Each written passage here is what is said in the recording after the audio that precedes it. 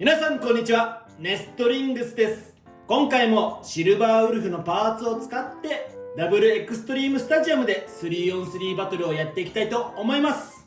今回対戦するのはちょめまるとノビスワタルです。よろしくお願いしますお願いします。それじゃあ早速やっていきましょう。ショ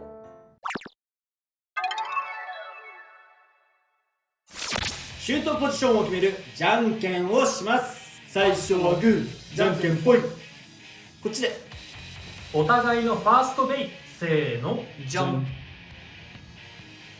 ホエールウェーブ 960LF。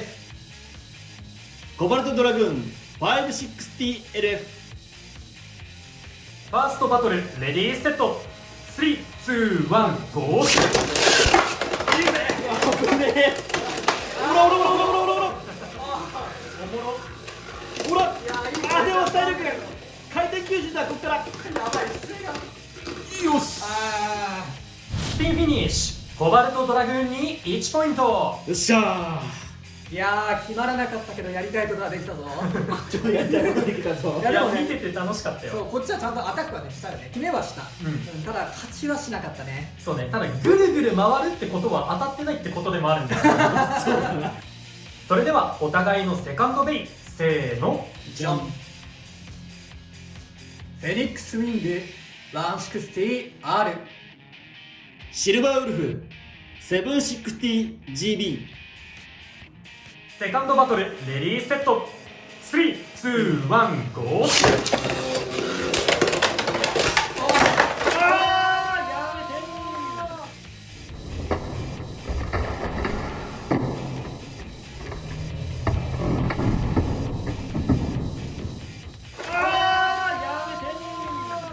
オーバーフィニッシュ、フェニックスウィングに2ポイント。よーし。何が起きた。若干こっちが有利だったように見えたんだけど、何が起きたんだ。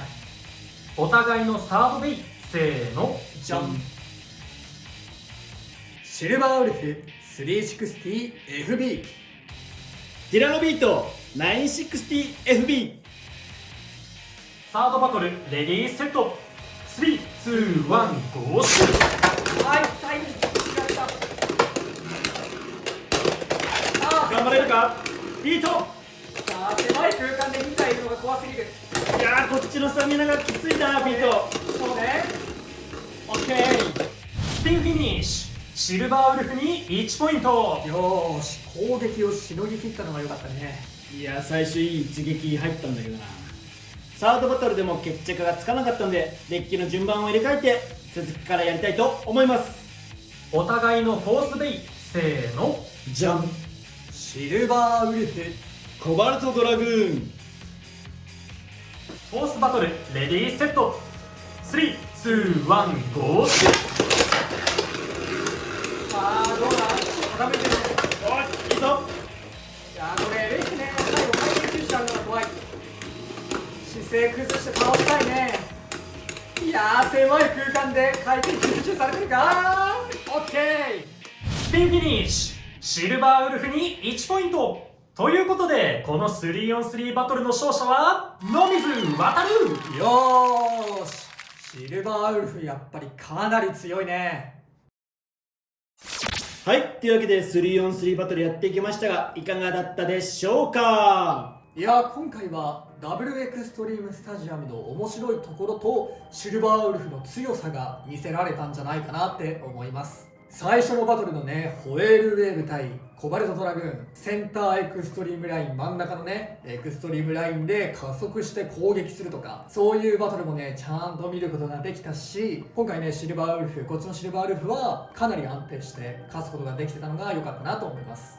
こっちのね、シルバーウルフも使ってたカスタマイズなんだけどさ、ギアボール使ってて、ギア系のビットだとラインに乗りやすいっていう特徴があるから、今回シルバーウルフにギアボールつけたんだけど、なんか結構暴れ回って、で、知らない間にオーバー行ってたから、どういうことっていうなってるんだけど、まあちょっとね、その辺は動画を見返して、どういう動きをしたのかなっていうちょっと確認はしたい。そうだね、あるね結構さ予測つかない動きされるからさ、さ、こっちも考えてないところで考えない動きをするから見ててもねちょっと分かんないこと多いんだよね。まあもちろんそもそもベイブレード X かなり速いからあんまりその肉眼では追い切れなかったりとか、何が起こってるか動画で見返さないと分かんないよみたいなのが結構あったんだけど、まあ不規則だからよりちょっと肉眼では分かりにくいから動画でね見返すと、ああこんなことがとかそういうのも見つかるかなとは思ったね。結構最初ね、序盤フェニックスウィングの攻撃結構いい感じに受け流してんなと思ってたんだけど、そうだね、ちょっとスピンフィニッシュで終わっちゃうかなっていう感じはどことなくあったけれど、しっかりとアタックが決まったなと思ったね。結構さ、このオーバーゾーンの壁が厚くなってるからさ、オーバーフィニッシュなかなか決まりにくくなってる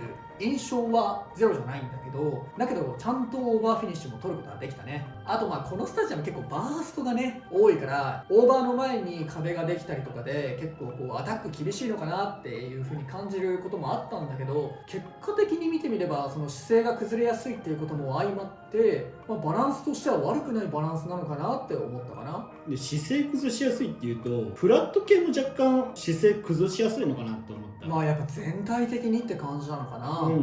結構今回この最後のねシルバーウルフとコバルトドラグーンのバトルでは結構この中央のね台が降りてるところでこう競り合ってお互いがかなり姿勢を崩し合うようなバトルを見れたんじゃないかなって思いますね。だから結構コバルトドラグーンの LF もさ回転吸収強めじゃんね。送り合いで結構勝ったりもできるんだけど、姿勢がね先に崩れてコテンって倒れてしまったから負けたっていうのは結構影響あるんじゃないかなと思ったね。そうだね。であとコバルトドラグーンなんだけど、このスタジアムだったらエレベートよりかは LF の方が若干いいのかなっていう。いやーそうなんだよね。エレベートってさバーストしやすいっていう欠点があるから、このスタジアムだとね結構そこも大きな、リスクになるんじゃないかなって。前の対戦のディスクボールがね外れちゃったのとか、それこそフリーボールがねヘルズチェーンのやつが外れちゃったりとか見たりしてるから、確かにそういうことありそうだなと思ったね。でもアタックをねしっかりシルバーウルフが守りきってスピンで勝てたのは良かったなと思います。で、今言ってた4戦目のシルバーウルフとコバルトドラグーンなんだけど、こっちから見てて思ったのが、結構真ん中の台が下に下がってる時にドラグーンがアタックしているっていう場面が多くて、で、下に下がってるからアタック決まっても、ウルフがね、下がった時の壁に当たって外まで飛んでいかないっていうのがすごい何回も起きてるなっていう風に、こっちから見てて思ったね。ああ、こうやってここで止まってるってこと？そこが下がってる時だから壁になってんだよ、そこが。なるほどね。で、外までオーバーまでは行かずに、そこで一回勢い殺されて生き残ったっていう場面がすごい多く思った。じゃあ運が良かったんだね。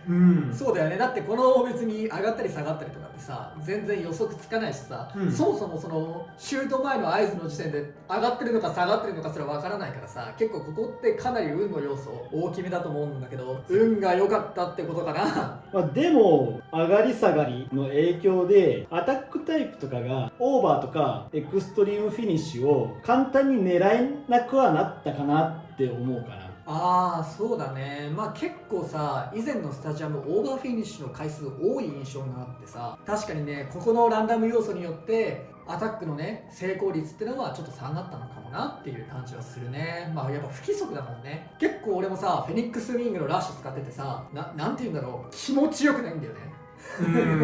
なんかね動きがやっぱり前のスタジアムとだいぶ違ってて、それはこの真ん中がさ上がってても下がっててもって感じなんだよね。この外のエクストリームラインの動きがさやっぱちょっと形が違うじゃん。だからなんかこうちょっと違うんだよなって感じるところはあるんだよね。あとラッシュがね結構この辺とかのさ段差溝で動きが変わったりとかするし、意外とだからその強かったラッシュもちょっと使いにくいというか、うまく使えるようなシュートとか角度っていうのを見つけないといけないなと思ったから、でこの電源ユニットが動いてる間は結構運要素あるけど、電源をオフにした状態シングルモードで戦うっていう場面だったらなんていうんだろう、ガチ対戦やってもやっぱこのスタジアム結構環境変わって面白いかなって思いました。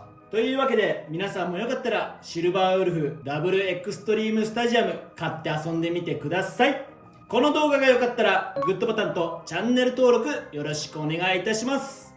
それじゃあまた次の動画でお会いいたしましょう。バイバーイ。バイバーイ。